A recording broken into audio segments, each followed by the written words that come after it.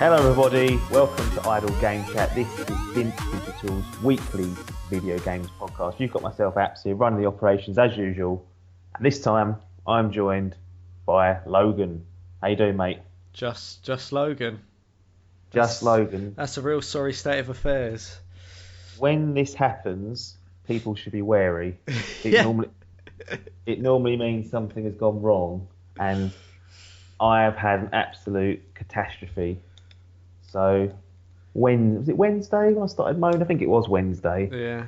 So Wednesday I'm sitting there and I'm playing, what am I playing? I'm playing like the PS4, Turbo X, I can't remember what it's called now, the driving game that's like Trials, I've forgotten it, what's it's called now. And I've got the PC on and it's streaming some MMA program. I'm sort of half listening whilst I'm playing.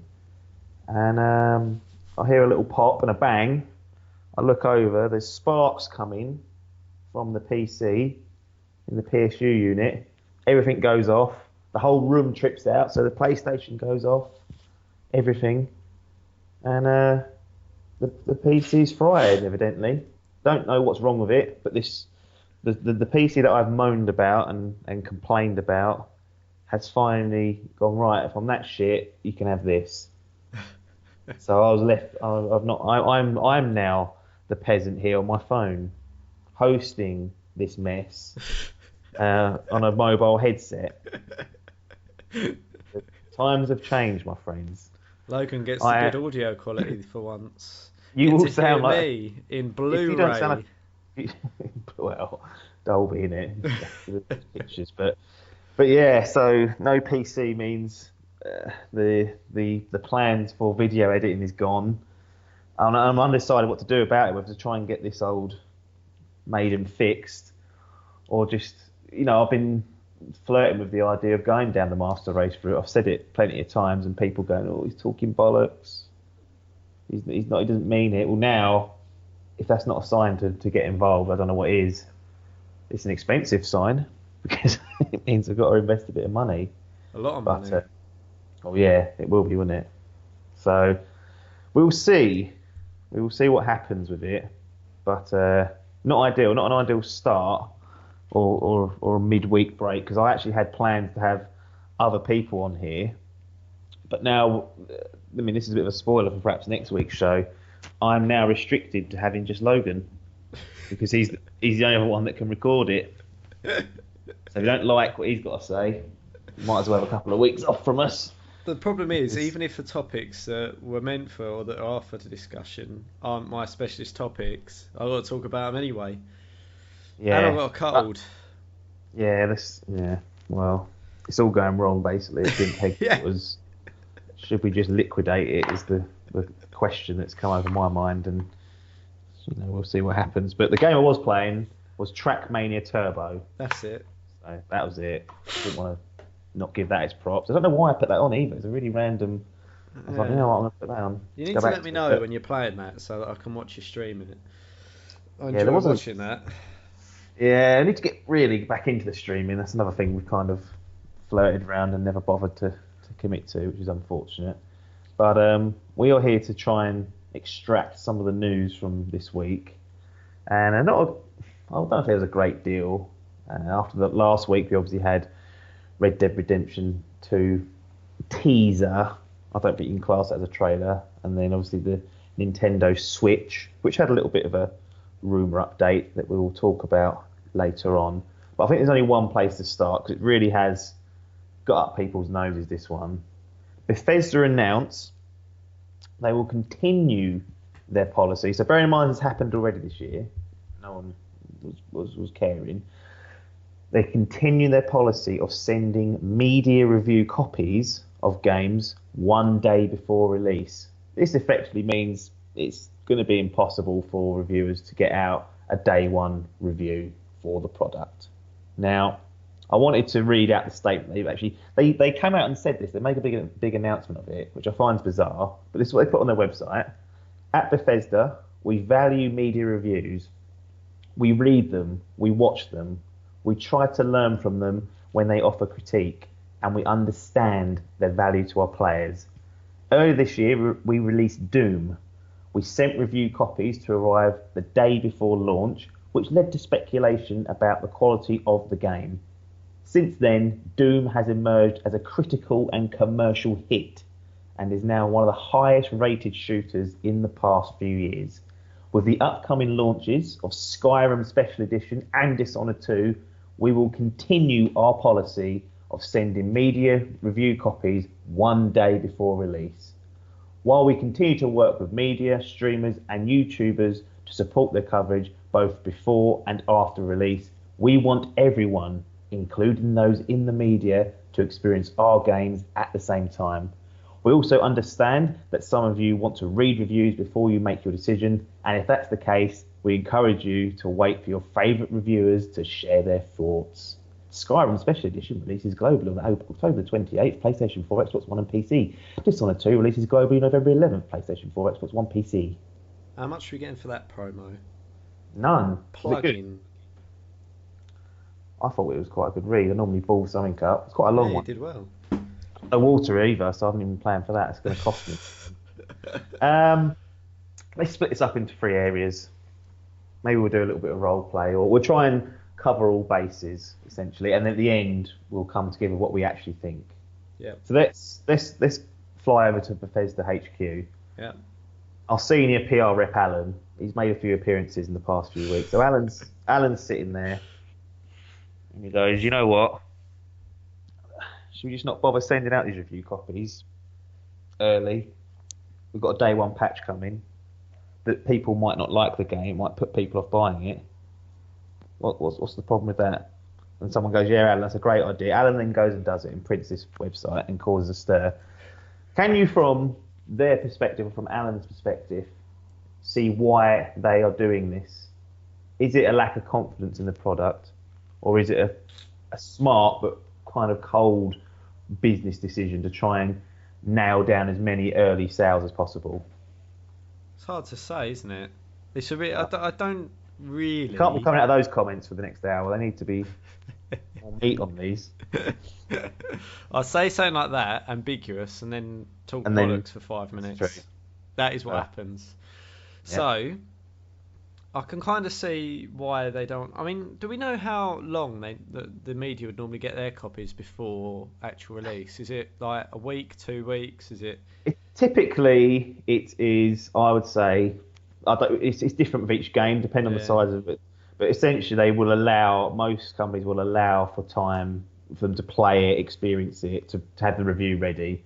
So a Fallout 4, for example, I think that might have come like a week before, which wasn't enough for some people. Yeah. But it's a different kind of case on each one. But there's normally 80% of them, the review's ready day one, bang. Mm. So they've then gone, well, no, one day before, which means even if it's a really short game, it's going to be a struggle to get everything up and ready. They've got to play through the game, they've got to digest their thoughts, they've got to score it, all that bollocks. So it's unlikely that this will lead to any day one reviews for their forthcoming games. I don't really. The thing. Remember, you want Bethesda's view here. So Bethesda will be sitting there going, right, there are people that will want honest reviews of our game. They're not going to get an honest review if they play it as a pre-release version when we've got all this coming in a day one, which ain't coming out for 2 weeks. Yep. Interesting. Again, give it to... What? Alan, why don't we just give it to them on release day? What are they getting out of that first day other than setting their character up? Why are we making it complicated? Why are we doing it a day before? Just get them all out day one. They're not going to make it day one, so you might as well just go and buy it. Alan, what benefit are they getting, Alan? Well, Alan doesn't know, does he? That's why Alan's always on the edge of getting sacked, because he's making these sort of decisions. That'd be my question: is what's the benefit of giving them to a day? Well, they're not getting anything out of a day, so they're doing 2 loads of shipments just to go and get it from the shop, mate. The next. I think they code most of them anyway. They email codes now digital. That's true. I just. There's nothing. Look, no one is entitled to get our game from a Bethesda perspective. No one's entitled to this game before its release. We've seen all these games get shit on before because they're not at a release standard, because we're still working on patches and stuff, or that patch is there waiting because it weren't there when we produced the disc. So Yeah. let's not release it now. Let's get it out, and we know that we'll be reviewed on the game that we wanted to release. Yeah. The thing I don't understand in Bethesda's case is let's look at their games. Dishonored 2's coming out. Yeah. They've had Doom this year, and they rightly say it was a critical and commercial success, done very well. Everyone loved it. Then you had Fallout 4 before that, another pretty good game. Dishonored Definitive Edition, again, scored well, didn't sell the best, but still didn't get any bad reviews. The Elder Scrolls Online, okay, I think that took a bit of a hammering, but that's changed a lot since then, and they've improved on bits of that. Wolfenstein: The Old Blood, again, another critically acclaimed shooter that came in 2015. The Evil Within, that was a bit hit and miss, but generally horror fans enjoyed it. Wolfenstein: The New Order, the full game, again, scored very well. Like, they're not producing shit. Yeah. So I don't know what they're worried about. If that's the rationale behind it, which we're speculating, if it is, or we're scared of, people getting a negative review out there, they have not, for a long time produced a stinker. So I'm not sure whether that's even a valid. That's what people are saying. They're going, oh. The thing is, you could argue that if they do release like one shit game or one game that for whatever reason on release doesn't review well, and then that then impact their brand and their name. So they might be sitting there thinking, let's not take any risks, Alan. Let's just let's get it out a day before. That means that they can set their character up ready, and then there'll be a patch day one, and they can have that. And then the character won't be valid with that new patch. Yeah. So they'll have to start again. Yeah. Put that in your review, Angry Joe. Get annoyed about that. He will get angry with that. That's the thing. And we're going to move on to the media part of this and the enthusiasts, or whatever you want to call them. But before we do, could this slightly spiteful tactic cost them? I.e., will reviewers now think, well, any leeway we was going to give this game, we're not, because you've pissed us off a little bit. Because all they've seemingly done is tie down the odd person that really can't wait and has to buy it. Like, they're going to buy it anyway. That's going to happen regardless of reviews. There's people around that do that. Fallout 5 comes along, I'm probably going to get it. Doesn't matter if Tom, Dick and Harry says it ain't any good, I'm probably going to go and get that. So they've got those people. Then you've got the people that might wait for the review and will probably buy it when the reviews come out because the game's good anyway. And then all you've done is piss off the media. So could that sting them? Could the media go, well, you know what, you've played a bit of hardball there. There's a 7 out of 10. Everyone goes, oh, that's shit. Because that is in the world now. If it's 7 out of 10, it ain't good enough. If I get 7 out of 10 for something, I'm happy. Yeah, but I would agree. But in the game world, it's the biggest waste of time ever. If you were to believe some people, it has to be the best thing since sliced bread. It ain't any good, which I disagree with. Do you know what? Just bin them. Yeah. That's what I'd say. If I was producing good games that people like, but the media don't like the fact that they only get a day before, when they wanted it out on release, they get all the views. Oh, fuck off. Yeah. That's what I'll be saying to Alan. Yeah. Be sitting there in front of him. That's why Alan's authorised it as well. That sort of that sales pitch is on, yeah, do it. Yeah. Look, there's definitely different points of view, but then I think the media could, or some people certainly would get annoyed at that. Especially if they're reviewing, Call of Duty already. Do you know what I mean? They had Battlefield 2 weeks ago, and if you've got those sort of games and you're getting your reviews out, chucking them out for when people buy them, then yeah, that's great. But then a massive AAA title like Fallout 4 comes along, and they go, can't get a review out, an honest one, for 2 weeks. But I suppose it depends on the integrity of the reviewer as well. Like, you like to make sure that you've played stuff, you like to make sure that you've got everything you want, got the full picture. Are these people, when they pick it up, are they going, oh shit, like, oh, I don't like? Are they quick to judge? Like, do they want to play the whole thing? Are they honest reviewers? Are they just? So I think it's really subjective as well as to what they get out. But look, the way I see it is, if you're waiting for a review, you've got to wait for the review. If you were wanting, do you know what I mean? My view is, there are certain games that I'll get regardless of the reviews, and I don't care. And Gears of War, for example, I wanted to make sure, but that was always a banker. Yeah. So some of the others that I'm on the fence about, I haven't listed them as day one purchases anyway. So they weren't. Yeah, you weren't going to get snarled up in the. so if the I'm waiting for late a reviews. review, 2 weeks later, does it really matter? No. Am I Let's getting annoyed at Angry Joe for not getting it out day one? Well, Adkins will. He subscribes. I actually think I've got him on my subscribes. No chance. Well, we'll get watch. What I tell you what we'll do. We'll sit down and stream a video of his together and watch it and get his react. Wow. I can't bear him. But anyway. So we touched on the media. Yeah. Let's do the full deep dive. You're sitting there in your job now. Yeah. Malcolm walks in, says you're sacked. He goes, you're out the door. He goes, those dead people came back to life. No. There's no business for this anymore. Anyway, so you're working there, and you're say even you're running a self-funded website almost, and you rely on getting reviews out. People come to you, they go, Logan, want to hear your wisdom. Day one, want to know if we should buy this game. Can you understand why that now makes their job? You touched on it slightly. Why it makes their job a lot more difficult, or seemingly more difficult, because now it's not going to be there on day one. However, no one else is going to be either. You're all good, everyone's at level playing field there. I can understand from their point of view that, you know, look, it's a dog eat dog world, that reviewing business, isn't it? It's a very there's a lot of competition out there for everything, as we full well know. People have got. I've got my favourite people that I go to. You've got your trusted sources. Do you know what I mean? Everyone goes to the. Who are these favourite people? You.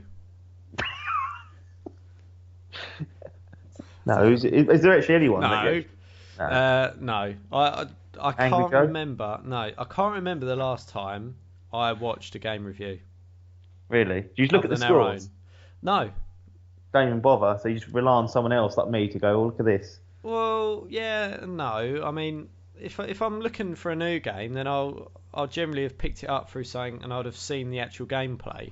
Does that make sense? So like a Twitch stream or something along those. So you'd rather watch someone play it rather than someone try and translate and extract their opinion of the game. Correct. You'd rather just watch someone play it and see it in motion and go, right, I fancy the look of that. Yep, that's exactly it. So I will see something either in alpha or beta or whatever, or I might read about it and have a little look at the gameplay, but I don't think. Now I'm going to put my head on the board here. Put up the block.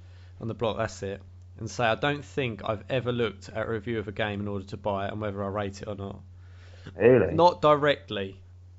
Well, you've put a safe bet in there because no one else can say that's true or not. No. You're off the block there. You've got away with that. That brain of yours will remember if I have committed to that previously. I'll dig out an old WhatsApp. Yeah, that had happened. So, and I won't put it past it to be dug out. But yeah, I will look at something and I'll watch videos, and that's what I mean. Or for something big, I'll play the beta and I'll make a mind up there as whether I want to play it. Does that make sense? So yeah. Like, for example, Battlefield 1, that is getting bought. Yeah. I haven't even seen what it's reviewed like. Haven't even seen it. It could well be. Again, this is the point. I don't even know what that score is on any of the websites, what any of the reviewers are saying. I don't know. But I played the beta and I liked it. That's enough. And that's enough because, and my opinion of actually playing it firsthand, to me, is worth more than what anyone else thinks because it's almost irrelevant. Yeah, that's generally how I go about it. So, going back to some other people though, I've heard a lot of the time on this podcast, paper. Or I'll check the reviews and see, and then I might buy it in 3 years. And he's very much like that. So he's very review driven. Right, let's do this though, because he didn't check these reviews for No Man's Sky. That burnt as well. He didn't check the reviews for The Tomorrow Children. Again, badly reviewed, and he's gone out and got both. So I'm starting to question his stature on this status, going, well, I'll wait for reviews, because he's gone out. It's just indie. He doesn't for AAA. I think he applies it to. For some peculiar reason, I don't think he applies the same rule to indie. Normally, because I was going to say because they're normally cheaper, but No Man's Sky wasn't. Most expensive game I've ever bought. Yeah. There's your indie. Yeah, it's but anyway, Mr. Media Outlet. Yeah, he's going to be a bit narked, isn't he? But the landscape is changing. You're right. You brought up those reasons why you don't use them, and it is because there's a lot more video content of playthroughs and gameplay betas and alphas for people to try it. So maybe the whole they're all livid. Like every article you see, like an opinion piece is this is anti-consumer. It's screwing you at trying to like sell it to you as though it's a really bad thing. But obviously they've got a vested interest in having the reviews out. So you take their opinion piece with a pinch of salt, because they're not going to say, "Oh, this is actually not that bad," because it undermines everything they do almost. But I think there are avenues for people to get. And let's move on to the fans. So you've got the grovelling day one sniffers that want it. They want it so bad. They want to play Dishonored 2. They're like, I love Dishonored 1, but I really want to wait for the reviews. I like for IGN to put out their review, and I want to wait for that. Does it cost them? Are they in theory losing out here because they've got to wait? I would probably argue not, because you could actually end up having a review if they did release it before a patch or whatever they're planning on day one, and you don't get the full reflection of what you're actually going to play. So if you're waiting for that review, a week later ain't going to be hurting anyone. No. Is it? But what if you want it day one though? It's like an event, isn't it? Yeah. It's like a big event. Everyone's getting it. You're all day playing one at the purchase same. jobby. Yeah. You're discovering the game. At the same time as others. It's not like old hat. Like it's been out 2 years. People do like that feeling with it. It's a suck it up then, isn't it? Really? I mean, look, that's the take the gamble or suck it up. Yeah. I mean, look, we're not talking thousands of pounds here. Like, we're not talking, bankruptcy on the brink. We're talking 40 Well, if you quid. bankrupt yourself through buying games, and you've done that to yourself. Well, yeah. So, look, if I buy a game and it don't work out, then I can trade it in, and I've only made probably an £8 loss if I do it quickly. Like, really. So I think that's acceptable. If it's an absolute car crash, I go, well, and then I can walk up the road. They'll go, oh, well, it's a new game, £32, done. Yeah. And so again, people get too hung up with this sort of stuff. We're not talking. I mean, we're not talking large amounts of money. Even if it did sit on your shelf, £42 or something. Like, if it don't work out how you planned, then well, remember that for next time. Learn. Yeah. I mean, I'm quite brutal with that. I mean, I know that you're very pro the consumer. Well, in this case, I just don't. I'm not that bothered because and it's because I don't use reviews for games like this. Like usually, the reviews will draw my attention to something that was off my radar. Yeah. But all of Bethesda stuff, I've seen weeks in the lead up. I've got a pretty good idea of what's going on. Yeah. So I don't really need some toss job to Angry say Joe going, oh shit. I enjoy playing a game, formulating an opinion, and then reading the reviews afterwards to see other people's point of views. Yeah, and see if there's other things that I've missed, or if there's just see how they've perceived the game. I find that part more interesting. I very rarely read a whole review. I more just want to check to see if it's broken or not. If it's working, I'm going down it. I don't know. It's an odd one. All it's really done, all Bethesda have done here. So I'm not convinced this will cause them to get any more sales than they were eventually. People are saying they're trying to strong arm people, going, well, just get it day one and take a gamble. But I don't think. I think the people who are going to take a gamble anyway were going to get it. This isn't going to change their mind. And the minority of people who wait for the reviews are probably people that do listen to this podcast. But you have to understand that we make up probably the smallest amount, well, a small amount of the overall. If you look at video games as a platform, what are the best-selling games every year? Call of Duty and FIFA, and that by miles. And things like Fallout 4 and Skyrim crossed over into those markets quite well, which is why they sold very well. The more casual markets started picking that up. They don't read reviews. They don't listen to this. They're going to go and get it anyway. Yeah. And that's the point, really. Well, no, that's the point. How many people are actually hinging their purchase on a review? Really? Well, if you listen to the internet, it's everyone. But in reality, that doesn't work out that way, because I bet the sales will be just as strong. And most of it, I reckon, is word of mouth. Yeah, I agree. And even nowadays, in our WhatsApp groups, we talk about things, and There's games that are suggested on there. Yeah. So I think word of mouth definitely works better. To recap. Yeah. So, Bethesda, Alan. Yeah. It's beneficial for them. Well, is it? Because they have pissed off people. Well, And people are going to be pissed off whatever you do, mate. That's the trouble. They had a good. I felt like they had a very good kind of image. People were happy with Bethesda. Like they put out good games. Typically, they're consistent. They're bringing back all these old franchises, Wolfenstein, Doom, putting a new spin on them, making them, for new and old fans. And then something like this just seemed a little bit out of play. So I'm not. But I think if Alan's looking at his bottom line, he ain't going to be bothered because it'll be the same as what it was going to be anyway. Yeah, without people fucking crowing at him, going, "Oh, but what's going on?" So Alan's probably happy with this. Well, he's got what he wants. He's got what he wanted, yeah. He's protected the brand for a week, and then when the game comes out and is all right, all the reviews will be good anyway, so it won't matter.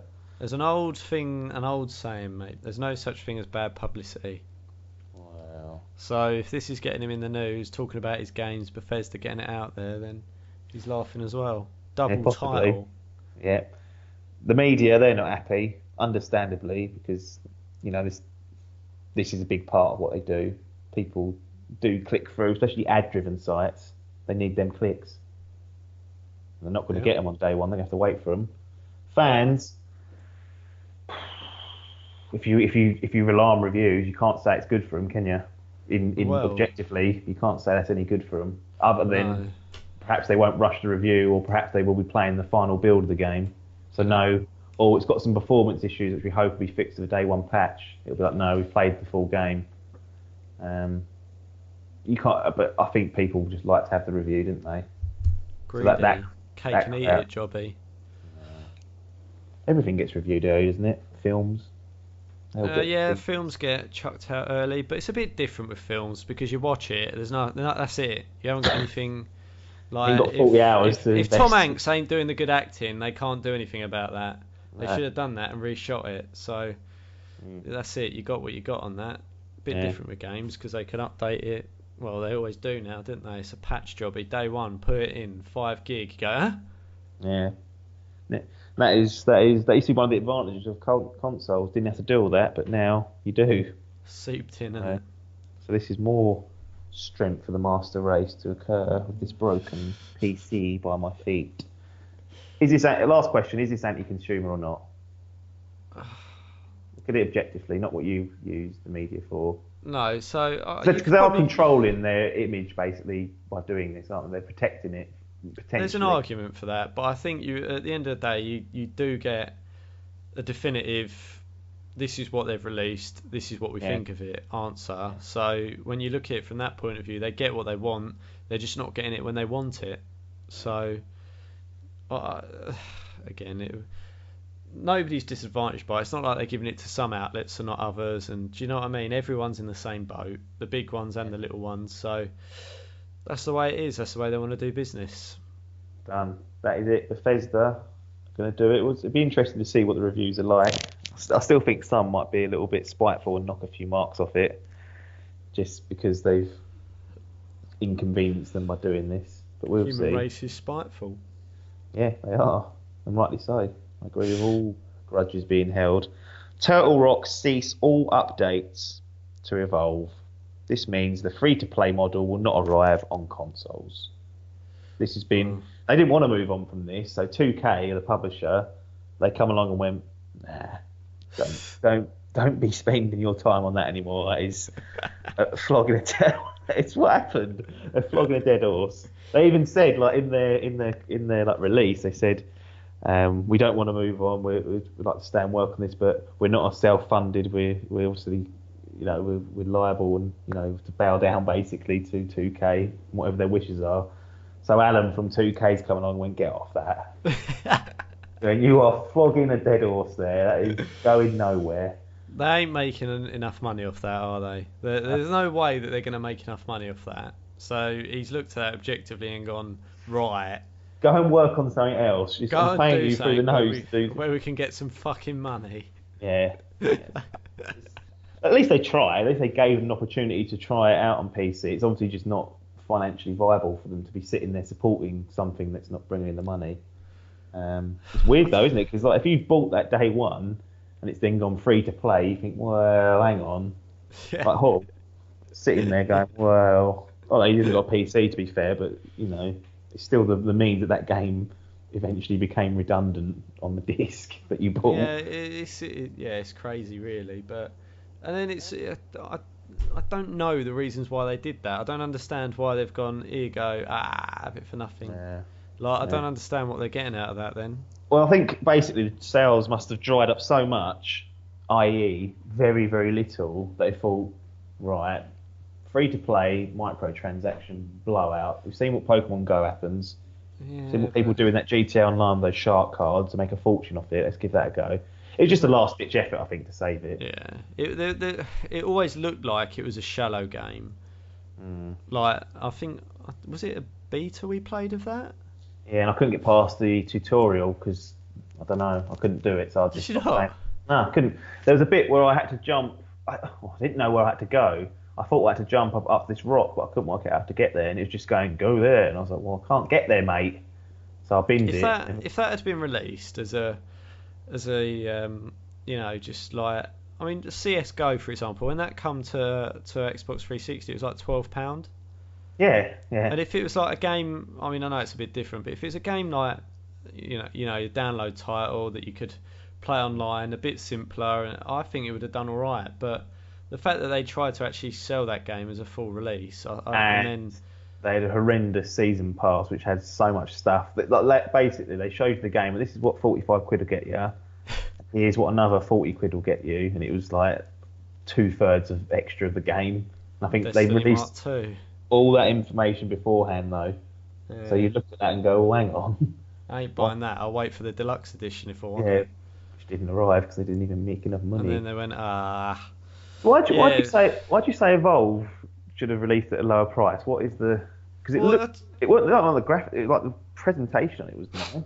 No, it's fine. It looked alright. It was just trying to say that all online only games should be 12 quid. Is that what you're trying to say? No, the problem with it was that let's compare it to Titanfall, which is unfair, but I'm going to do it anyway. Well, same boat almost. Yeah. So the first one. Titanfall. Second one out now. Plug. Give us some money, EA. So Titanfall, you can get on that yourself for a start and play it yourself and still enjoy it. Yeah. I always had the lingering feeling that if you didn't have a good team on that got fucked, yeah. That you ain't gonna play it. And by a good team, I mean probably it was 4. I think it's 4v1. So 5 people is a real difficult bit of business. I mean, you've seen how hard it is to get 6 on Destiny.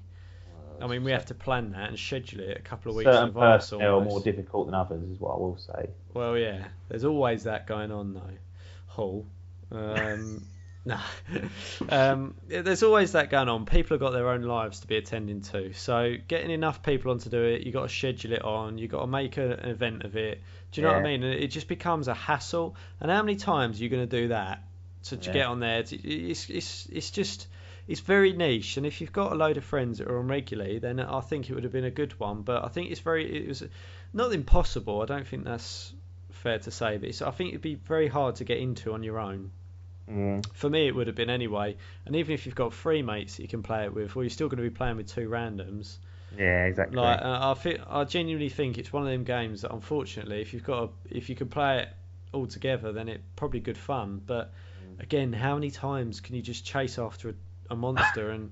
What people used to do is there's the monster, they just run away because it was like quite a bit quicker and hide. Yeah. And then it just became 15 minutes trying to find them. Yeah, which people don't want. I think if you look at like Fable Legends, that was cancelled, and that was another kind of, I think it was like, that might have been 3 or 4v1 as well. Yeah. And again, it's that same model, which is fine as like an extra mode, but when it's the whole game, you're trouble, wouldn't you? Yeah, it's the same. It's like releasing Call of Duty Zombies as a standalone. It's very difficult because you need that. Sorry, God, dear, nobody wanted that. No. You need that group to play it. So without that group, it becomes difficult. And then if You want the everyone's on, camaraderie as well. That's what makes it. and if everyone's on, you can go, oh, do you want to give that a go? But is it the sort of thing that you're scheduling? Is it the sort of thing that you'll actually be looking to play on its own? I don't think so. And I was never convinced when Hall was badgering me to get it. I was like, no, mate. I don't be seeing you on it at the moment. You're not on it at the minute. So if you're not on it at the minute, I ain't going to make any difference to that. And unfortunately, it dried up. Hall probably would still stand here and say, oh, it was good fun. And I'm sure it was. But yeah, I think the 4v1 is always a difficult one unless it's mates. Yeah, I agree. That's the end of that. And that's probably. I mean, I think it's still running. I don't know if they'll get some apprentices in or interns to continue keeping the game afloat. Yeah, keep the servers going, and maybe. But I don't think we're going to be seeing a console free-to-play version, which is a bit of a shame. So I would have given that a crack, to be honest. Yeah. But it's not the sort of thing I wanted to invest £45 in a year and a half ago. But shame there. 2K, go get out of that. Sony sanction third-party PlayStation 4 Elite controllers. So there's two of them, which is odd. Razer Raiju and the Nacon Revolution. So they all come with the goodies you'd expect that you saw in the Elite. So extra buttons, detachable triggers, detachable analogs, custom mappings that you can do, all that sort of business. But the Nacon Revolution actually comes where the sticks are offset, like the Xbox One controller. So those who, like Halls, complain so much about the sticks being parallel on, not parallel, whatever it is, side by side, on the PlayStation 4 controller, he could now go out, spend 150 quid probably on this Nacon Revolution and have a version of the Xbox controller on his PlayStation. Wow. I mean, this is just them looking at the Elite and going, right, we can't be asked to make that. You two go out and do it. We'll just stamp it and take a little bit of the profit and walk away from it. It's lazy, really, but I don't blame them for at least trying to do it, do you? No, I think it makes sense to have that. I mean, look, they always say, what's the motto for PlayStation? For the games. There you go. So if they're saying it's for the gamers, but they don't have this bespoke, anal controller, then, have they looked at it and gone, well, can we really say we're for the gamers? Yeah. Now, if they've got Razer endorsing them, they could probably go, look, Razer endorse us. We are doing it for the gamers.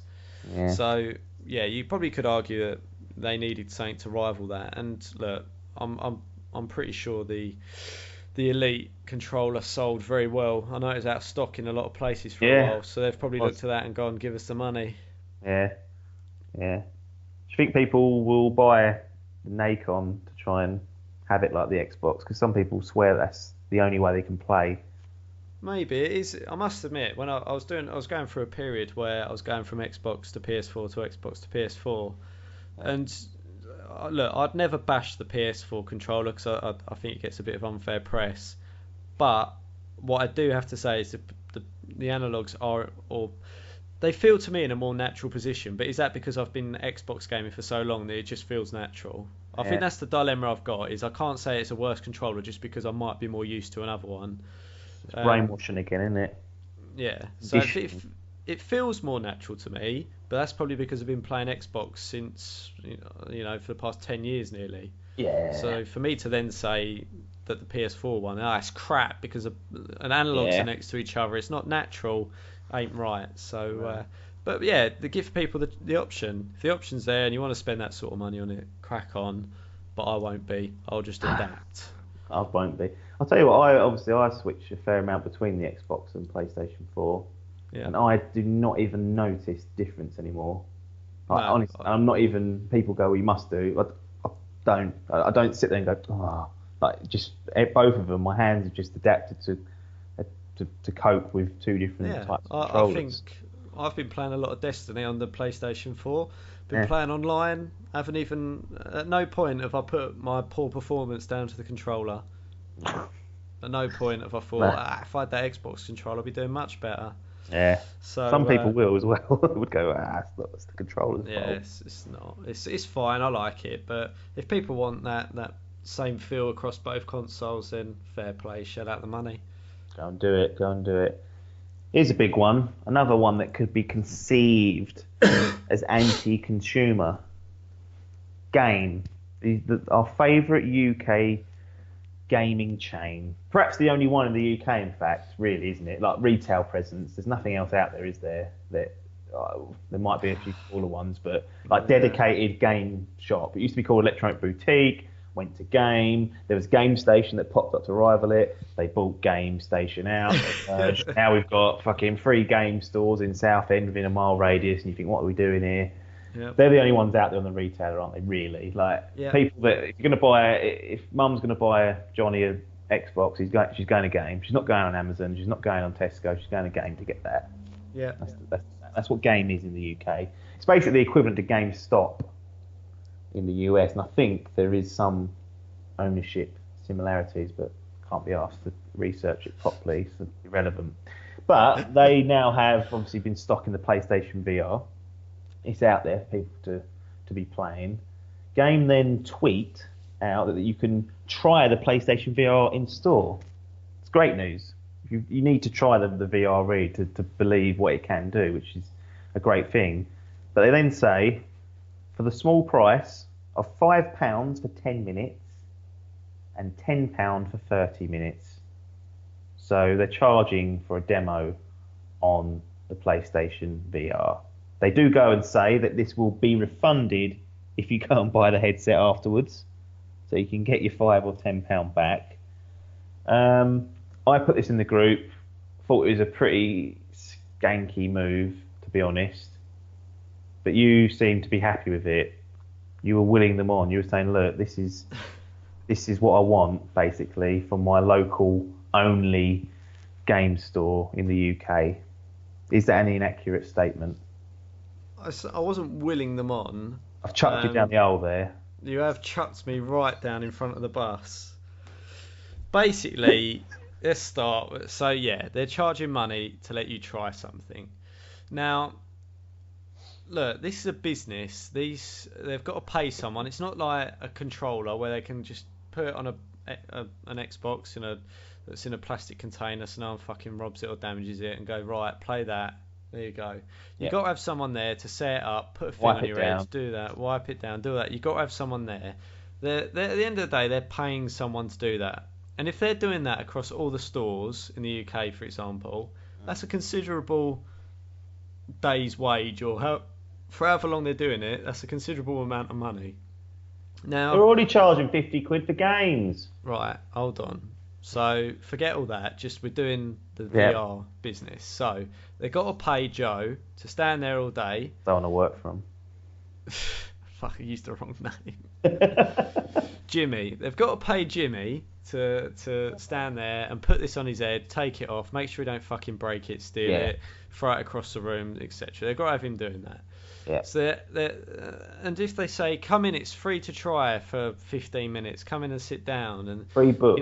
They've got all these people wandering in there that are never going to buy it. They're just, you see it in Asda. They get, they're standing on the side, aren't they, going, try this biscuit, try this new cheese, Cathedral City, extra strong, try this, you'll love it. And they fucking lap it up. They don't even like cheese, but it's free, they want it. Right? So that's what's happening. I've seen it firsthand, and it is pathetic.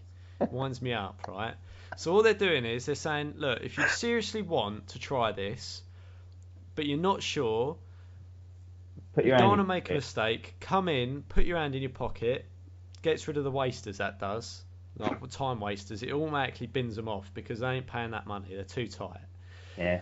But if you're serious and you want to know, before you're genuinely serious about buying it, you want to know what it's like, you could give us a £5 and you can get it first hand, and then you know and you're sure, and then you're not stuck with this thing that you don't want to see. And that also covers their cost for having to pay Jimmy to stand there and put it on your head. To be fair, as a business, I think that's fair enough. Wow. And that is my point. But at the same time, I can also understand. I can also understand that you know, if you want people to buy your product, then get them through the door. Yeah. But looking at it solely from a business perspective, I could understand why they did it. That's all I'm saying on it. And we got to get rid of this. We got endemic in our culture in a minute is saying for nothing. Everyone wants everything for as little as possible. On a free review, didn't they? Day one, the cunts. Exactly. Everyone wants something for nothing or for as little as possible to get it for the cheapest. Car insurance, whatever it is. Everyone wants something for nothing. And we've got to get ourselves away from that and remember that these companies are out there. They're thriving companies. There's people's jobs at stake. They can't be giving it away. So I think if people want to try it that much, go and do it. And you said, oh, but I didn't have to pay for mine. We paid money to go and try out these new games at EGX. That is what we did. They didn't let us in for free. We had to pay for our tickets to get in and play these games. So is it much different from that is my question, because I would argue not. It's a fair point. You make some very good points. Go on. Take it apart. I'm not going to take it apart because they're all valid points. You can't argue that it would get rid of you. You're right. If it was free, you'd get all sorts of cretins in there. It's like when I used to work at the gym and you give a free pass. They used to go, oh, bring your friends free for the weekend. They used to get 5 free passes. They bring the same cunt 5 times. They wouldn't join.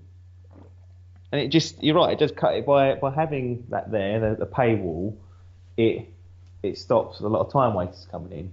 You are correct. And there's things like there's a site called Sifted, which is a game curation site set up by one of the very old GT members. I think he was a manager there. They've got a paywall there because they don't want their forums to turn into squabbling between people that can just log in, get an account, and scum all over it. Like it's trying to keep those people out. Although it means less trafficking, they want the environment to be more safe. So I completely, the paywall situation does stop that. And you make some good points. Curry's PC World, okay, they've got the Vives, not PlayStation Vives, the HTC Vives. They sell them. You can go online, book a free session to go and play the HTC Vive at Curry's PC World, and they're not getting the scum in. That's been running for a few months now, so others are doing it. I don't think now that I'd probably say the Vive isn't as well known as PSVR. Better though, by all accounts, better. Yeah, so better in every way, but maybe it's the fact that people look at it and go £800 or whatever and just write it off instantly.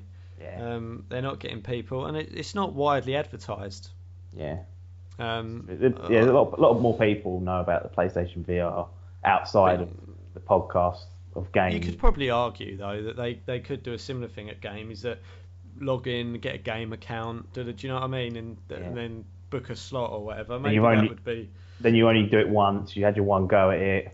Yeah. And then they could do better. There is better ways to do it. I think that was all that the problem was. That I think it's a little bit.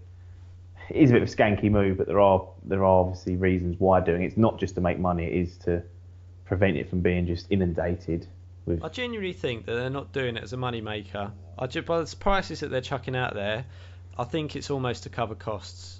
I really do. That to me, that's what it sounds like. It's the fact that they've got to have a member of staff there doing it, pay the member of staff for it. We had Biff on a couple of weeks ago talking about when he went and bought PlayStation VR Worlds. 24 quid he got it in Argos for. Game 38.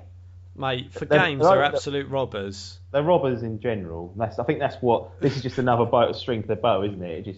Right, why are they the only ones doing that? It does. The one thing that does annoy me about them is the fact that, as you rightly said, they are pretty much the only, It's a monopoly, isn't it? It's a monopoly, yes. They charge what they want. Yeah. And it annoys me. It does annoy me because I go in there and that is the last place I'll go with money and buy a game, which is ridiculous. It's so preposterous, but the way they get you is through the trade-ins. Yeah. Well, the reason why they get me is because there's CEX down the road and they price match them. Yeah. So that CEX typically do the best trading value for me. And honestly, it is like £15 more sometimes, and then Game have to give me £16 more. It's brilliant. I loved that. A couple of months ago, didn't I? I traded in about 45 old games, and they fucking hated it. I went in there, I'd done price matching for them all on CEX, and I chucked that in front of them. I was like, deal with that. Yeah. Give me the money. Yeah. They deserve to be brought down a peg. Anyway, Gamer doing that, make what you will of it. More money in their pocket, maybe to cover costs, but just makes them look worse, really. Nintendo Switch. Okay, we spoke about it last week in depth. I just wanted to gauge your perception of it quickly, and then update everyone on when the announcement's going to be for the main kind of like price and release date and whatnot. So obviously you watched the trailer last week. You heard, well, you probably haven't. You don't listen to the podcast usually unless you're on it, but may not have heard Hall and Mine's breakdown of it. What did you think of what you saw for the Nintendo Switch? Looks quite cool. I do quite like it. I think, as Hall mentioned, it's basically what we expected. Yeah, all the leaks were spot on. Yeah. I do like Nintendo. I do like them. Got a Wii I'm not a natural Nintendo fanboy. I'm not a Zelda fan, really. I mean, I grew up on Sega, so I was more Sonic. But he's the boy, Sonic. But going off tangent, I saw a thing advertised or like a demo of an open world Sonic game. The fan-made Sonic the Hedgehog game that looks amazing. Yeah, wow. I saw a quick video of it and I was like, oh, really? It's not happening. Never going to be any good. Well, yeah, it won't get out of the blocks. They'll shut that down. No. Which is disappointing, but that'd be good. There's a couple of remasters coming out. Really, we've got Crash Bandicoot lurking, so yeah, we got Sonic. It will happen. Sonic Mania next year, which is basically the 2D Sonics back with like a modern tint on it. I mean, they're using a lot of the assets still, but it's kind of like a throwback, which is worth looking at. I don't know. I'll be honest and say I don't know if I need that in my life. I played it so much when I was younger. I got so fucked off with it as well. It's great, but I don't know if I could go back to it now. I genuinely don't. Not in the same format. The 2D stuff doesn't age badly though. No, it doesn't. No. Like, it's not like when you go back and you stick on. If I put on like Socom 2 or whatever it was on the PS2, I go fucking hell. What's this? Whereas a 2D game, because there's a lot of retro and indie presence these days with that same style, they're acceptable. They still play. Yeah, I wouldn't. If I went and got my Mega Drive out the loft and bung that on, yeah, it wouldn't feel that bad. I'd just be like, oh, this again. Well, fuck maybe. Me. 20 years ago, I was getting annoyed with this, and I'm still there doing it. Yeah, that's true. Let's switch it up then. The Nintendo Switch. So you gonna make the Switch? Do you know what? I'm seriously tempted. I think it depends at what release price it is. Why are you tempted though? Is it the mobile thing, or is it just that it's a Nintendo console? Are you interested in this on-the-go nonsense? Not nonsense. Really, because I wouldn't use it on the go particularly unless I, on my lunch break, go and sit in the car and play that or something. I don't know, but I don't go enough places on a train or anything to sit there and actually dedicate my time to it, if that makes sense. I do, and yet still, that's why it's a consideration. I didn't get the Wii U, and look, I really like some of the titles that come out on Nintendo. I really do like them. I think Splatoon looked really good. I liked the Mario Party stuff. I do like playing Mario. I play that still on the Wii quite a bit. So they've got good games out there. I would just like them to do some new stuff, and I know they do. But I want there to be a game that comes out that isn't an old game, that is like a new IP for this newfound mobility. Or for Switch, and go, right, this is a Switch, this is why it's going to be so great, this is a game for it.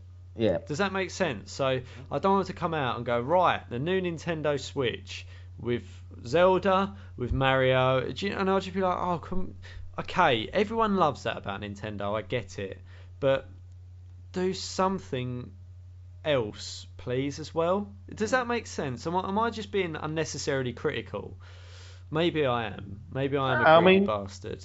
No, I mean, you could argue they need to bring a few more IPs in. I mean, the thing is, a lot of their a lot of the stuff is on the 3DS, and there's loads to be had on that, either third party or first party. I feel like if they do unify the two development streams, that will help massively. Although I did see that there's a new Monster Hunter coming out on the 3D fucking S in March.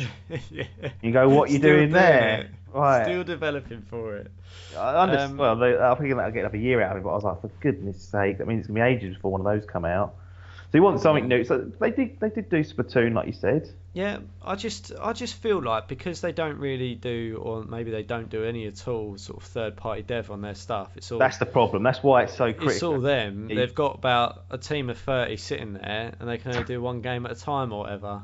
Yeah, like the Sony, Neo-Sun, Chan one sitting there testing it, and that's what they do. And then do you know what I mean? Whereas you get maybe it's just me, and I'm used to what I get on my consoles now, but I think it'd be good if they did something to get a few, just something else to say that this is why you should get this console. Does that make sense? Yeah. I mean, they're more exposed than Sony or Microsoft because like you said, they don't have the luxury. They haven't had the luxury of good third-party support. So everything that comes out is pretty much from them, and you notice when there's nothing coming out or when there's not anything new coming out. Whereas if Ubisoft come along and go, oh, we've got this new Ghost Recon game called Wildlands, we're going to chuck it out on PS4 and PlayStation. And you're not going to be sitting there with one of those going, oh, we did something new, Sony, and play, because you just accept that it's not available on that system and it is something new. So not having... They did start doing it, didn't they? They started to see Call of Duty on the Wii. It did start to sort of happen, but it's so for Minecraft, for example, it did start to sort of slowly trickle over. Yeah. And I do also get that the reason people buy these isn't because they want to play these third-party titles. No. I wouldn't. It would be for the Nintendo games because exactly the cruel irony of all this is that most stuff that Nintendo makes is really good, but it's just people say there's not enough of it. Yeah. Like for example, look at the Wii U. No, and this is an existing IP, but it's one of their biggest and most loved. No Zelda, no exclusive Wii U Zelda game. They've had to wait. If you bought the Wii U for a new Zelda, you haven't got it until the next consoles come out, and it's going to be perhaps a down. Do you know what I mean? That is a massive. That's borderline unacceptable. They've done with that Wii U to a certain extent. They've done some good stuff on it. Don't get me wrong. There's some really good stuff on it, but to not have one of your flagship titles have its own game that takes advantage of what the Wii U was meant to be, regardless of whether we liked it, whether it was bollocks, the gamepad and whatever, but to not have something on it that was made for that system in a Zelda, game environment it's criminal almost. Yeah, and I think that's one thing that I don't trust them with. So I get my Xbox, I can rely that I'm going to get, a Call of Duty, I'm going to get a Battlefield, I'm going to get a Titanfall type game, I'm going to get a Red Dead, a GTA, like all these great games. And look, I accept that Nintendo isn't for that, and I'm not asking them for that, but what they need to do is produce great games that are made by them, and they do generally, I get that, but I just want to see them try. They come out of their comfort zone for these consoles, right? So they do weird, funky stuff like the Wii was, revolutionary or whatever at the time, and then the Wii U come out and you had the gamepad, and do you know what I mean? That was a bit different, and that you could do stuff on that, and it was a screen, etc. And then now you got the Switch, which is a bit funky in that you can play at home, and then you can plug your controller into the sides and take it away if you're on a screen, and you're doing funky stuff like that, but then they just don't seem to be reliable for the games. No, they tried. It always started off strong, and then I think with the Wii U it was particularly bad because I think they just got halfway through and looked at it and went, "This is just not selling as well." This is not what we wanted. And they almost abandoned it at some point and just thought, right, stop doing that. I'm hoping that the Switch will revitalise them. It'll get enough sales off the bat for them to go, right, now let's really commit to this and make this really good 5 years, 6 years, or however long it stays for, and start, investing a bit more into it. Everything starts off, even with the third parties, they all started off strongly, but it just faded away when they realised that the game software sales weren't there, and Nintendo themselves just sort of went, well, that Zelda that was meant to come in 2015 ain't happening. And what it'll do is it'll come out on the Switch, and that'll be probably the preferred version. And that's what happened with it. Anyway, that was not actually meant to take that long, because all I wanted to say really was that they're going to be revealing release date, price, and a games lineup on January the 12th. So that is out there as a date for everyone to earmark. Makes January, which is typically a really slow month, something substantial to look forward to, something to really get our teeth into if we're still there during that time. They've had rumours come out about it will have a touch screen display and other bits and pieces about the screen being 720p and whatnot, but we will save all that until the January the 12th, because we're running low on time here, and I've just got to do the game releases, and then we can get this bumble out to people, I guess. Monday, the 31st of October, Hitman Episode 6, Xbox One, PS4, PC. Finally, the experiment of releasing a game episodically has come to an end, or will come to an end, for Season 1 for Hitman. I might actually be able to put a review out finally, if I get a PC working. That'd be good. Yeah, that would be good. Tuesday, the 1st of November, Super Dungeon Bros on Xbox One, PS4 and PC. On Xbox One, I believe that is one of the games of gold that's coming. So it's almost like a Rocket League jobby, where it's being released on the day. I'm not saying it's good as it, I'm saying they released it as a freebie for games of gold. So we'll see about that. Thursday, the 3rd of November, The Sims 4 City Living Expansion Pack. So that's about the 8th expansion for that. That is a real bare bones they've done with The Sims 4. Unbelievable. Talk about crooks.